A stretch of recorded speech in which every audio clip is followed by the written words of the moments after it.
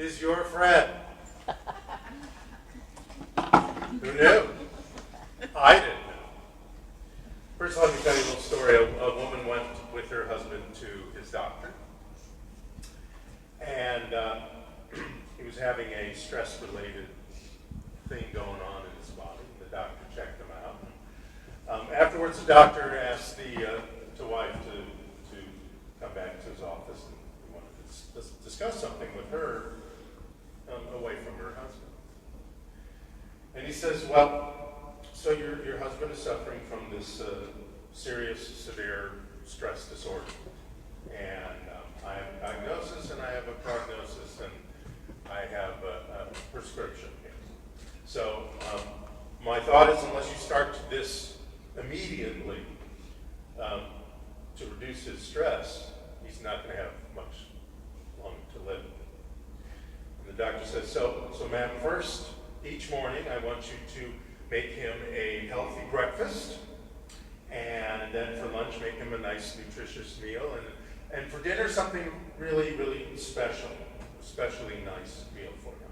And then second, I want you to be pleasant with him at all times.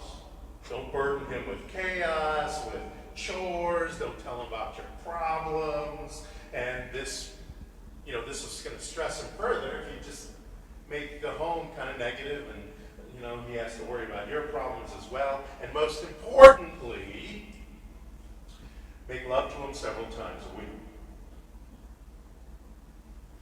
So she nods her head. They leave. And so they're in the car. And they're driving along, and she's thinking about what the doctor said. The doctor said, if you do all these things, then he's going to recover from this severe stress disorder. And her husband turns to her and says, so what did the doctor have to say to you? And she pulls over,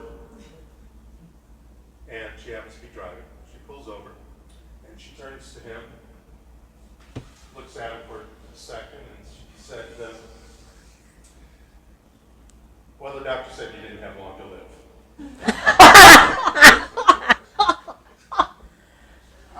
So, poor guy. So I was watching some TED Talks last month, and I bumped into one from a psychologist named Kelly McGonigal, who's an American psychologist, and this happened to be one of those TED Talks in Edinburgh, so maybe because of her Scottish heritage, she was in Edinburgh doing a TEDx talk. But so she's the one who's taught me and had me come up with this idea of stress being our friend. And I also realized as I was watching it, here was science once again catching up with the science of mind. So we've been told, I've told you, you've heard a lot, it's even in this joke a little bit, that stress makes you sick. It makes you sick anywhere from the common cold to some severe cardiovascular disease. And we've probably heard the term, I've mentioned the term cortisol. Cortisol is what is released and makes your heart rate go up and your blood vessels, constrict. And when your blood vessels constrict, that's not good for your cardiovascular system. So in a prolonged state of cortisol being released throughout your body, but it starts in your brain, that is very unhealthy, usually. But what if you change your perspective on stress? Chose to think and feel differently about stress? Could your body react differently when you're in stress, even when that crazy cortisol stuff is streaming through your body? Now, of course, the answer is yes. Otherwise, why would I talk about it? And I want to tell you about, in the Health Psychology magazine in 2011, there was an article published that was about a study. It was an 8-year study, and it was done by a woman named Dr. Lauren Wisk, and her colleagues tracked 30,000 U.S. adults.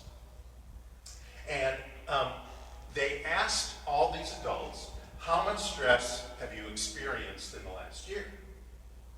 People, wrote that down. And they said, okay, now tell us, do you believe that stress is harmful to you and to your health? And they all wrote their answers. And then they started tracking these people. And the way they started tracking these people is they watched for their names in public death records to discover who died and how quickly. And they realized that in these thousands of people they checked, and they ended up checking more than the 30,000, those who reported a lot of stress, plus believed that stress was unhealthy, out of those people, 43% of them died prematurely in the average age. So the conclusion was, and this was their conclusion, because I went and I read some of the study. I didn't just take it off, just the answers. I read through it a little bit. Their conclusion was, when you change your mind about stress, you can change your body's response to stress. Then I found this quote by a gentleman named Hans Selye, who's an endocrinologist, and his specialty was researching stress.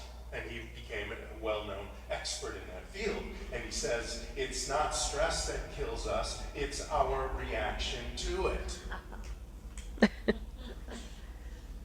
So, and I'll get to how this it's the science of mind, etc., if you haven't heard the clues yet.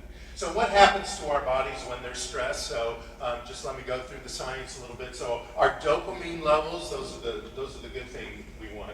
That's the chemical that signals our brain to be motivated, to have feelings of pleasure and happiness. The dopamine levels start going down because that, like I said, the cortisol levels, which is another enzyme that gets released out of your brain and soars through your body, starts increasing, and that triggers the body to produce epinephrine.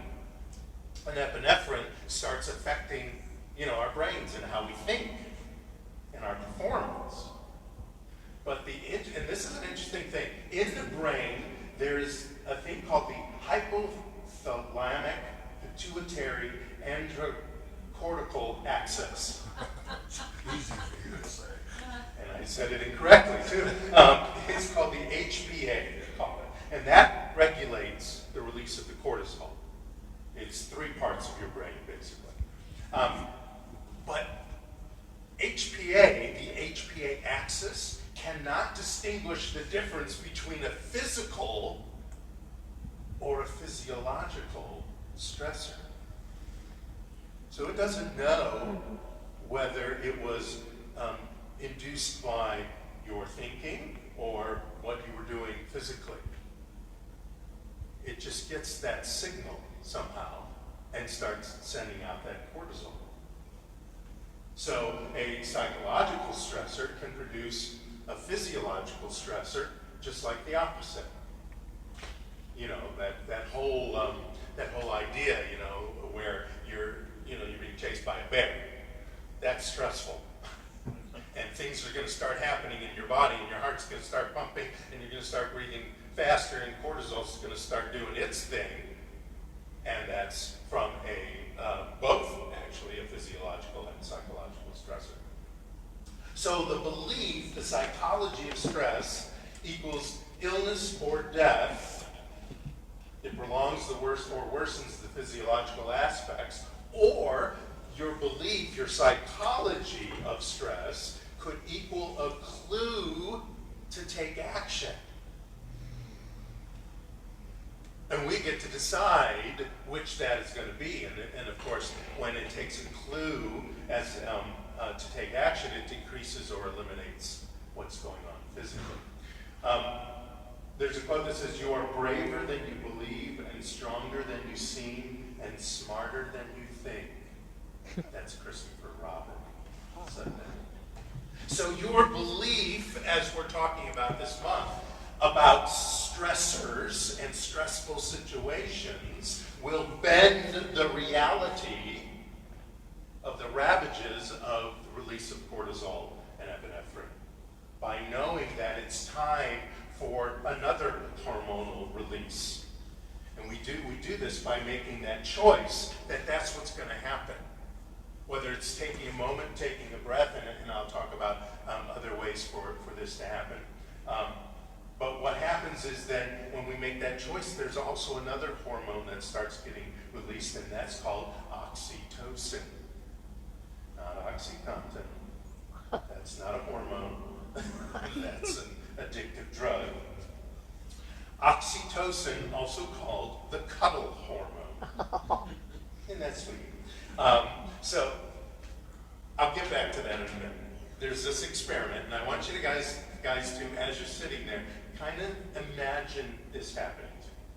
So this was a true test that people were doing to see what was going on in people's body. They were stressed out. This was called the social stress test. So imagine you're up here, and this place is full, and you're giving a 5-minute impromptu speech.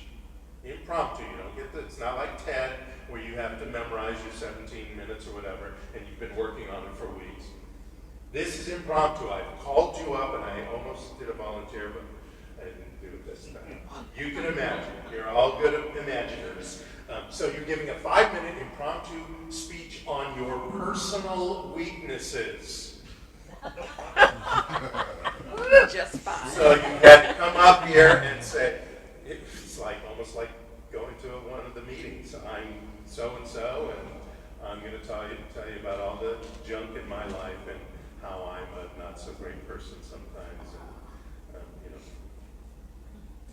But now, you're not only imagine standing up here, but out here, the 80 or so people are evaluators of you. They're not just an audience, they are trained, expert evaluators of not only you as a speaker, but you as a person with, problems and conditions that you're exposing to these people you don't know. Keep imagining with me. Don't forget there are very bright lights that, especially if you're not used to being on stage, will make you feel blinded and you can't see much, and it's very disorienting. And there's a camera in your face. So not only these people are watching you, but those people. Kind of like this. So imagine that. Now, imagine you're standing there, you're all embarrassed, you're telling them all your problems and all your, that you're not smart enough or tall enough or whatever dumb things you believe about yourself. And all these people have been trained to give you discouraging nonverbal feedback like this. Imagine you're up here, you're talking, you're standing still, you have the mic, the camera's at you, the bright lights are on you, and you look out, you see people and they're doing this.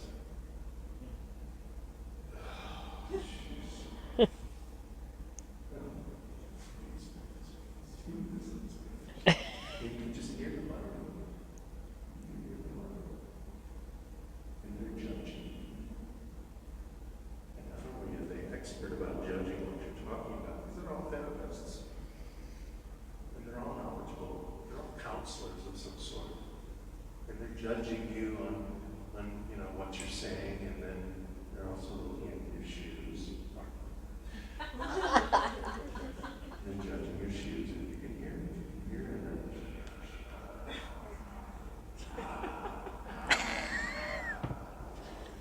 Fiddling and then seats, and it's all. So now that you're sufficiently demoralized by that imagination, I want you to all take a math test with me. So keep all this tension going. Now we're going to do a math test. We're going to do it all together, and it's going to be really fun, but not for you. Okay, I want you to all count backwards. Wait till I'm done with the instructions. I want you to all count backwards from 996. Okay, 996. You're going to count backwards from starting at 996. And you're going to do it out loud. And you're going to do it in increments of 7. Okay? So we're going to do it out loud. We're going to do it together. And we're going to start with 9, 9, 6. And then go back 7, back 7, back 7. Okay? So we'll start with 9, 9, 6. And then go. Okay, you ready? Here we go. Okay. 9, 9, 6. 9, 1. Do it with me. 9, 8, 9. 9, 8, 982. 982, 975. Good. All right, 9. stop. Hold it. 4. Wow, that's good. Okay, stop. I heard Caressa say it one. So we're gonna have to, yeah, sorry. We're gonna have to start over again. Okay, here we go. Feel stressed out a little bit? You get it? No. Calm as a cucumber. No, all day. All day. That's right. All day he's working with numbers in straight, fun ways. But you get the idea of that pressure. And those of you who have been or are performers or have had to make a speech in front of whether it's a small crowd or a big crowd of people at a board meeting or some meeting at work or give some sort of presentation, understands a little bit about the stressed out situation. Or you've had to go somewhere and ask for money for your organization or something where it's, the stakes are a little high, whether it's your job or something, and your heart starts pounding, and you notice you're breathing a little faster, and you're breaking out into a sweat. So normally that's just anxiety, right? And that's a sign that we're not coping with the pressure. But what if we view these as signs of being energized by the situation, that it's preparing you, this heartbeat that's kind of racing, is preparing you to meet the challenge, and that's what these participants in this second study I was telling you about that was in the magazine were told in a Harvard University study. Before the social stress test that I sort of put you guys through, they were taught that they were to think of this stress as helpful, not harmful. That the pounding heart was preparation for action, right? Any of you have ever done any sports or anything? You're getting ready to go, and your heart starts racing, and then the clock starts, etc., and you go. And that's helped you, that's propelled you to move forward because you made the choice, knowingly or unknowingly, that heartbeat, that breath racing a little bit is propelling you forward. Participants who learned to view stress response as helpful were less stressed out, less anxious, and more confident. The physical stress response still stayed the same, except that the blood vessels weren't constricted. Now they were open and free for the blood to flow. So there's no cardiovascular stress going on. And the heart pounding, that heart pounding is the same heart pounding when you're in joy, when you feel courage. The heart will start going to energize you and get you moving.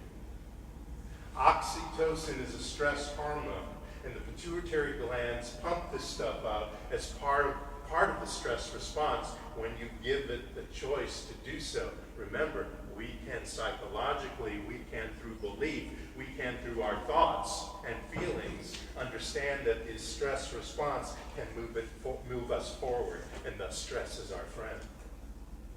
The biology of it is actually nudging us to make a decision. Do we want to stand frozen and allow our bodies to slowly become ill from this? Or do we want to use this to propel us and move us forward? Do we want to use it to prime us to do things? Now, the other interesting thing about oxytocin is that when it's released, we naturally want to be closer to people. We want to, we become more compassionate and caring. We want to be surrounded by those that we love. Oxytocin acts on your body As well, like I said, it protects your cardiovascular system because it opens your blood vessels versus constrict them. It's a natural anti-inflammatory, and it helps your heart cells to regenerate and heal from any stress-induced situation. So when you're with friends and you're having a great time, or when you're with a special loved one and you're having a great time in all the various ways that can happen, your heart may be beating fast, but all the blood vessels open, and you feel this sense of joy. You feel the sense of joy, and yet your heart's doing the same thing it would do because of the cortisol, because we have made a choice. Now, when we know we're in this fun situation because we're with friends and we're having a good time, it naturally does that. But we can, and they've proven this through science now, even though we knew it anyway, being in this philosophy or having heard stuff in this philosophy or similar philosophy, we know that we can affect our bodies with our thoughts and our beliefs. But now, they've been able to quantify it scientifically with not only tests and reviews. So here's some activities other than sex and childbirth where you naturally raise oxytocin levels. 10 hugs a day. Not too hard to find even one person other than 10 people to get a hug from. Playing with animals. That's a big one that I talk about a lot. Is you don't see God in even your cat's eyes, then you're not looking. Playing games, guided meditation or guided meditations, like today was specifically for anti-stress. Getting massage. Who doesn't get relaxed usually, at least from getting a massage. Dancing or exercise. Sharing a meal. That's the whole thing about getting together with friends and sharing a meal. You want to make sure that you put these things away. But sharing a meal and talking and laughing and having a great time, that brings out oxytocin. Soaking in the tub. Yeah. Here's a great one. Giving gifts or notes of encouragement or appreciation to somebody else. It was recently Patty's birthday. And so, I went to the store to get a card because she wanted to send a text. So I went to the store to get a card, and I realized, because, I don't send cards that often, that there were all these great cards about, thanking you or was thinking of you, and I was like, I forgot that all these kinds of cards are out there to do that, and how fabulous to receive something like that, and also how fabulous to give them. I was just thinking about you, and that we don't see each other, and blah blah blah. A lot of that, not all of it, obviously, but a lot of that has gotten lost, and I could be in that category too. Has gotten lost with the text and the voicemails and the emails. Another one is laughing, of course. Karaoke is a good way to release oxytocin, and a lot of times karaoke and laughing go together. Talking with positive people. So, chatting amongst ourselves, especially here, and people who are like-minded is also a way to release oxytocin. And just the mere small thing of holding hands and being surrounded by people that you love. Your choice is how to perceive the stress, is how you receive the stress.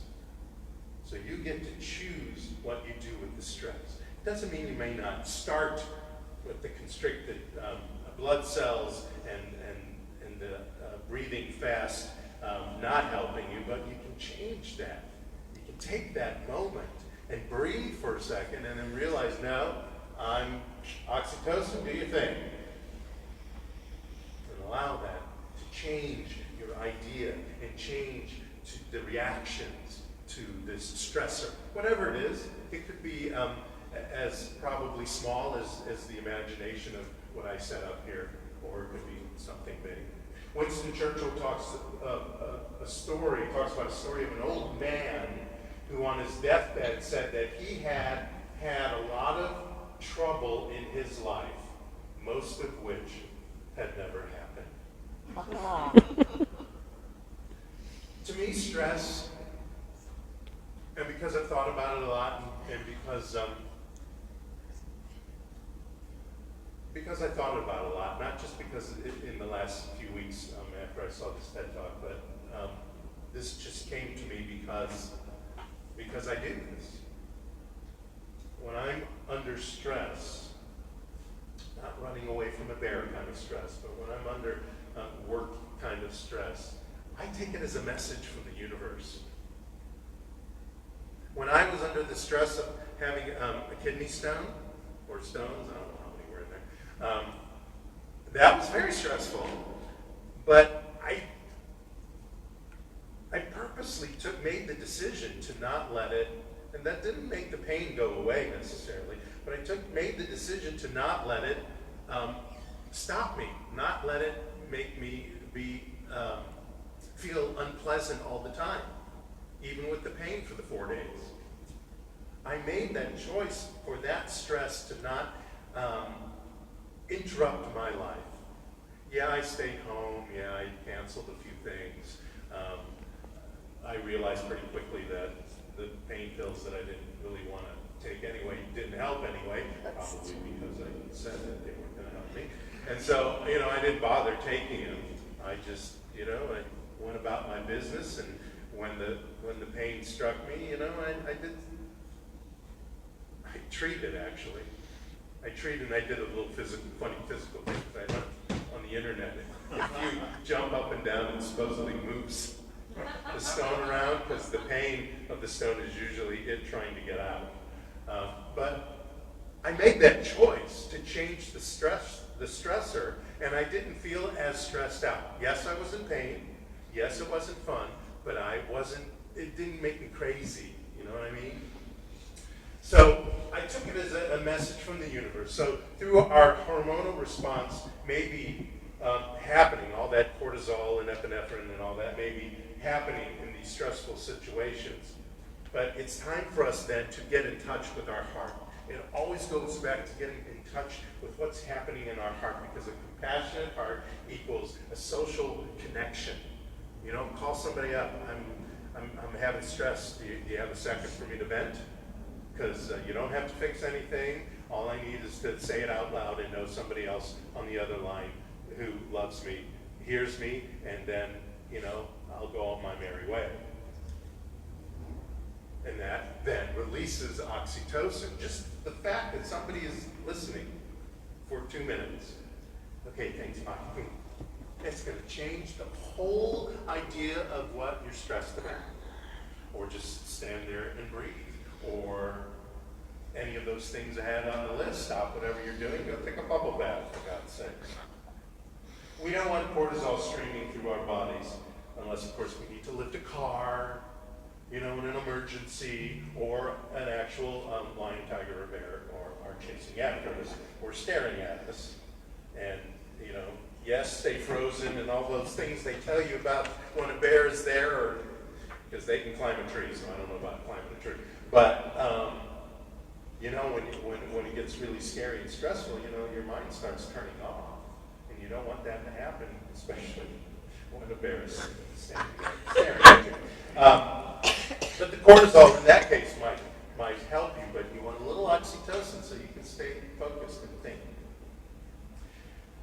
What we do want to do here is bend the reality of stress and cortisol to not mean death, illness, or destruction of our immune system, but to mean the reality of stress and oxytocin. That, you're not going to stop that cortisol from going. It's part of the stress response. But, when your heart is beating fast, you want those blood cells to be nice and open, and your veins to be nice and open and wide, so that blood can flow not only through your heart and your whole body, but through your brain, so that you can continue to think and move forward. So the reality of stress and oxytocin means that motivation and courage and choosing love and compassion over freaking out and getting pissed off and getting immobile.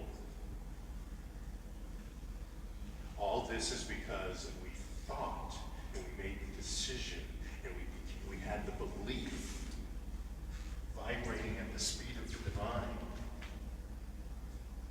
that God is always with us and that we can tell our bodies what it needs to do. And that may be, and most probably is the first thing to do in the stressful situation. You'll know it. You all have your own personal way of knowing when you're stressed out.